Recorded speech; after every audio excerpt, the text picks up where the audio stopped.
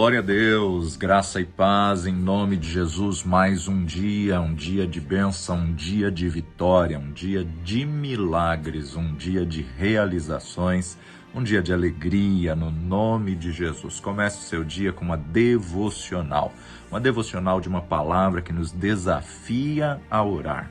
O evangelho sem o Espírito Santo seria vão e fútil. O dom do Espírito Santo era vital para a obra de Jesus Cristo na redenção. Assim como Jesus não iniciou a sua tarefa neste mundo até ser ungido com o Espírito Santo, assim também o Espírito Santo é necessário para levar adiante e tornar eficaz a obra redentora do Filho de Deus. Assim como sua unção com o Espírito Santo no batismo foi um momento marcante na vida de Jesus, assim também a vinda do Espírito Santo no Pentecostes é um grande marco na obra da redenção, a tornar eficaz a obra da Igreja de Cristo. O Espírito Santo não é apenas uma luz brilhante da dispensação cristã, seu mestre e guia, mas também ele é o auxiliador divino. Ele é o agente capacitador na nova dispensação de servir. Assim como o piloto assume a sua posição no leme para guiar a embarcação, assim o Espírito Santo assume a sua residência no coração para conduzir e capacitar todos os esforços. O Espírito Santo faz agir o Evangelho como um todo por meio do homem, por meio da presença de Jesus e o controle do Espírito do homem. Na execução da obra redentora de Jesus Cristo, em sua operação mais geral e abrangente, ou em seus detalhes e aplicação pessoal, o Espírito Santo é o agente ativo, absoluto e indispensável. O Evangelho não pode ser posto em ação a não ser pelo Espírito Santo de Deus. Ele que convence do pecado, do juízo e da justiça, apenas ele possui a autoridade soberana para realizar uma obra digna de rei. O intelecto não pode executá-la, tampouco os estudos, nem a eloquência, nem a verdade, nem mesmo a verdade revelada pode tornar atuante o Evangelho. Os fatos maravilhosos sobre a vida de Cristo, contados por corações não ungidos pelo Espírito Santo, serão secos e estéreis, ou como uma história contada por um louco, repleta de ruídos e agitação sem significar nada. Nem mesmo sangue precioso pode pôr o Evangelho em ação. Nenhum desses e nem todos eles, embora expressados com sabedoria e eloquência angelical, podem tornar efetivo o Evangelho com poder salvador. Somente línguas avivadas com o fogo do Espírito Santo podem testemunhar o poder salvador de Cristo com poder para salvar os outros. Ninguém ousou sair de Jerusalém para proclamar ou divulgar a mensagem em suas ruas às multidões que seguiam para a morte, até que o Espírito Santo veio sobre eles com poder batismal. João não pôde pronunciar uma palavra, embora tivesse repousado a cabeça sobre o peito de Jesus e ouvido as pulsações do coração dele, e embora seu cérebro estivesse tomado pelos fatos maravilhosos da vida e das palavras que saíram dos lábios de Cristo. João precisou esperar até que um dos mais plenos e ricos do que esse viesse sobre ele. Maria não poderia continuar vivendo a vida de Cristo na casa de João, embora tivesse alimentado a Cristo, embora seu coração e sua mente estivessem cheios de recordações maternais e até mesmo por ter sido tomada pelo Espírito Santo. A vinda do Espírito Santo depende de oração, pois somente a oração pode compreender a sua autoridade e exigência. O âmbito em que a pessoa da Trindade tem sua residência, ele habita em vós. Até mesmo Cristo estava sujeito a essa lei da oração. Como ele é, foi e sempre será, peçam e será dado, busquem e encontrarão, batam e a porta será aberta. Foi exatamente o que deixou registrado Mateus em seu Evangelho, capítulo 7, versículo 7. Pedi e dar-se-vos-á, buscai e encontrareis, batei e abrir-se-vos-á. Aos discípulos desconsolados, ele disse: eu pedirei ao Pai e ele vos dará outro conselheiro. É o que João nos deixa registrado em seu Evangelho, capítulo 14, versículo 16. E eu rogarei ao Pai e ele vos dará outro consolador para que fique convosco para sempre. Essa lei de oração em favor do Espírito Santo está sobre o Mestre, bem como sobre os discípulos. Pode-se dizer verdadeiramente de muitos filhos de Deus.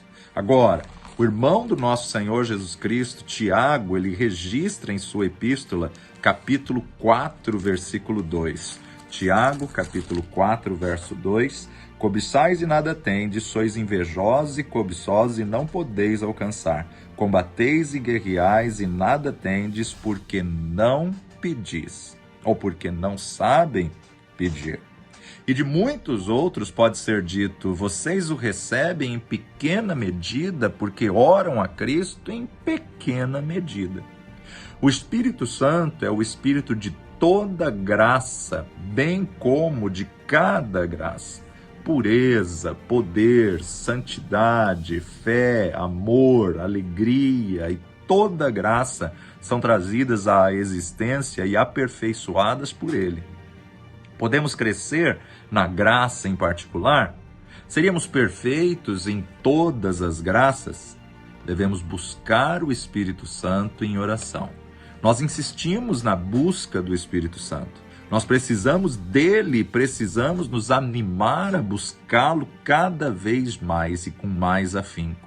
A medida que recebemos dele será determinada pelo favor de fé e oração com que o buscamos. Nossa capacidade de servir a Deus, de orar a Deus, de viver para Deus e de atingir os outros para Deus dependerá da medida do Espírito Santo que recebermos, que habitar em nós e operar na verdade por meio de nós. Cristo especifica a clara e explícita lei da oração com relação a isso para todos os filhos de Deus. O mundo precisa do Espírito Santo para convencê-lo do pecado, da justiça e do julgamento que virá e para fazê-lo sentir sua culpa aos olhos de Deus. E esse espírito de convicção de pecado vem em resposta às orações do povo de Deus. Os filhos de Deus precisam dele cada vez mais. Precisam da vida de Deus, sua vida plena e profunda, sua vida grandiosa. Mas essa vida começa e sempre aumenta à medida que o Filho de Deus ora pelo Espírito Santo. Ainda no Evangelho de Mateus, capítulo 7 mesmo, agora no versículo 11, ele nos diz assim: se vós, pois, sendo maus, sabeis dar boas coisas aos vossos filhos, quanto mais vosso Pai que está nos céus dará bens aos que lhe pedirem. Essa é a lei, uma condição iluminada por uma promessa e adoçada por um relacionamento. O dom do Espírito Santo é um dos benefícios que fluem para nós da gloriosa presença de Cristo à direita de Deus. E esse dom do Espírito, aliado a todos os outros dons entronizados por Cristo, nos é garantido pela oração. Essa é a condição. A Bíblia, por declaração expressa, bem como por princípios gerais e claras e constantes intimações, nos ensina que o dom do Espírito Santo está vinculado e condicionado à oração. Que o Espírito Santo está no mundo assim como Deus está no mundo, isso é verdade. Que o Espírito Santo está no mundo assim como Cristo está no mundo, isso também é verdade. E também é verdade que não há nada atribuído a ele estar em nós e estar no mundo que não seja atribuído a Deus e a Cristo estarem em nós e estarem no mundo. A Trindade divina, o Pai, o Filho e o Espírito Santo, são onisciente, onipotente e onipresente. O Espírito Santo estava no mundo na medida apropriada antes do Pentecostes e conforme foi buscado e objeto de oração, foi encontrado na medida de sua atuação. Os princípios não mudaram. A verdade é que, se não podemos orar pelo Espírito Santo, não podemos orar por nada bom que venha de Deus, pois ele é a soma de todo o bem a nós. A verdade é que buscamos o Espírito Santo, assim como buscamos Deus e assim como buscamos Cristo, com muito clamor e lágrimas, e devemos buscar sempre mais e mais de seus dons, seu poder e a sua graça. A verdade é que a presença e o poder do Espírito Santo em qualquer reunião estão condicionados à oração de fé.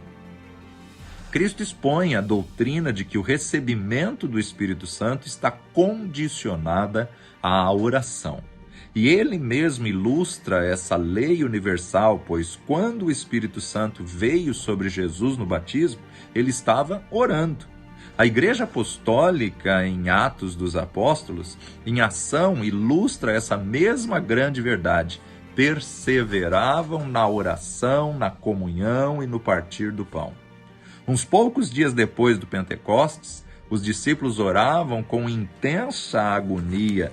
Olha o que registra Lucas no livro de Atos, capítulo 4, versículo 31. E tendo eles orado, moveu-se o lugar em que estavam reunidos, e todos foram cheios do Espírito Santo e anunciavam com ousadia a palavra de Deus. Esse incidente destrói qualquer teoria que nega a oração como condição da vinda do Espírito Santo depois do Pentecostes, e confirma a visão de que o Pentecostes, como resultado de longa batalha de oração, é ilustrativo e confirmatório de que os maiores e mais preciosos dons de Deus estão vinculados a pedir, buscar e bater. A oração ardente e persistente.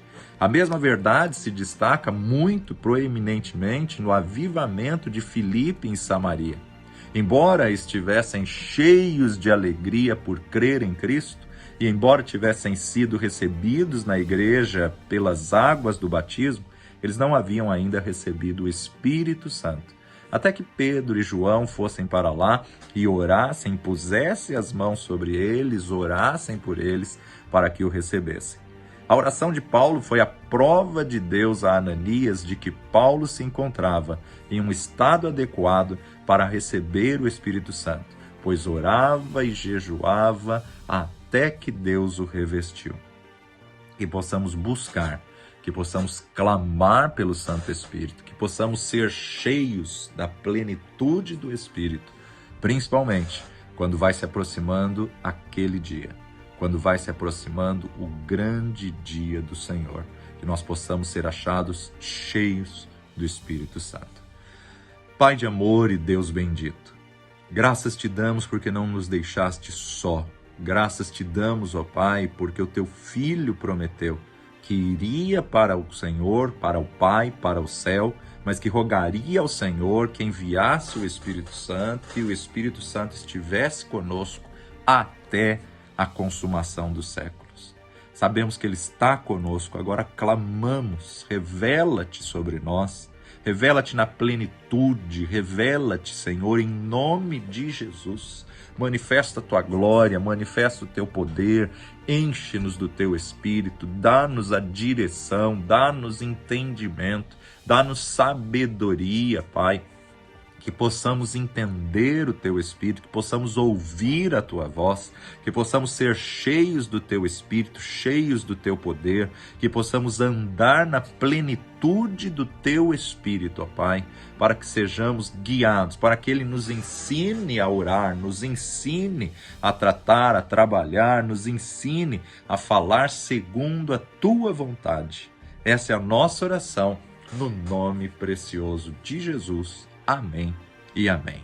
Se você tem sido abençoado, coloca aqui um comentário, um amém, coloca aqui, expresse-se e declare aí a bênção do Senhor. Se essa palavra tem falado com você, compartilha ela com as outras pessoas. Se você ainda não ouviu as demais, as anteriores, ou perdeu alguma, vai lá na fanpage do facebook.com/Rede Global de Intercessores. Rede Global, lá você tem a lista completa. Ou também no meu blog, www.mentoreadospara-mentorear.com. Ou na minha fanpage do Facebook, Clayton Nantes. E também no nosso canal do youtube.com/Torre Forte. Fique firme, faça 15 minutos de clamor, intercessão e não esqueça de fazer o de louvor e adoração. Até a próxima, em nome de Jesus.